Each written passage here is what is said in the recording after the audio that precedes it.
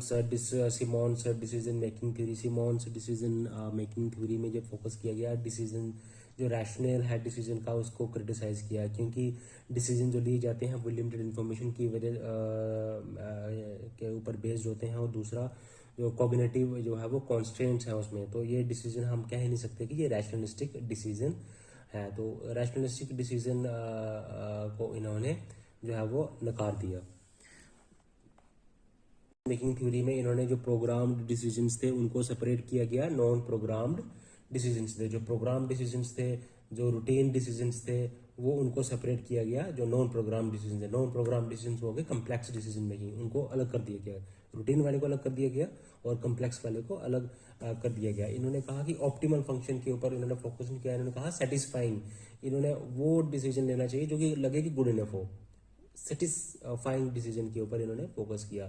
तो ये था symptoms decision making theory. Then last is participatory management theory. इसमें एम ग्रेगर ने इसमें एडवोकेट थे एम ग्रेगर, इन्होंने थ्योरी एक्स थ्योरी वाई की। थ्योरी एक्स में ये कहा गया कि वर्कर जो है वो लेजी होते हैं, उनको कंट्रोल की ज़रूरत है।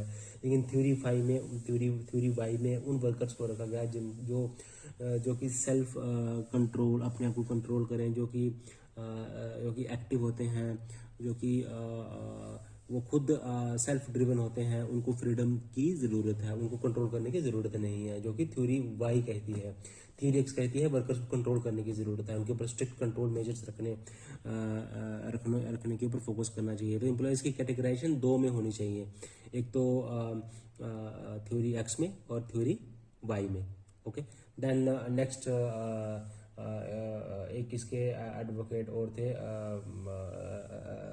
लेंसिस लाइकर्ट ने कहा पार्टिसिपेटिव लीडरशिप के ऊपर इन्होंने फोकस किया है। होनी चाहिए लीडरशिप को, डिसीजन लेने से पहले वर्कर्स के साथ कंसल्ट करना चाहिए, उनके साथ बैठना चाहिए, डिस्कस करना चाहिए, प्रोज एंड कॉन्स डिस्कस करने चाहिए, उसके बाद ही जो है वो डिसीजन फाइनल जो है वो लीडरशिप को लेना चाहिए। तो ये था पार्टिसिपेटरी मैनेजमेंट।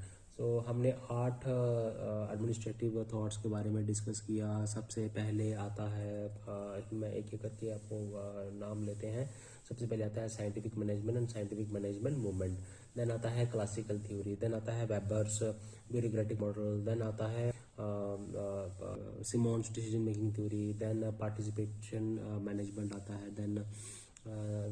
देन उसके बाद ये क्या बोलते हैं उसको, फंक्शंस ऑफ एग्जीक्यूटिव इसमें आता है। देन ह्यूमन रिलेशन स्कूल इसमें आता है। Okay guys, thank you. Channel को लाइक करें, सब्सक्राइब करें। Thank you very much.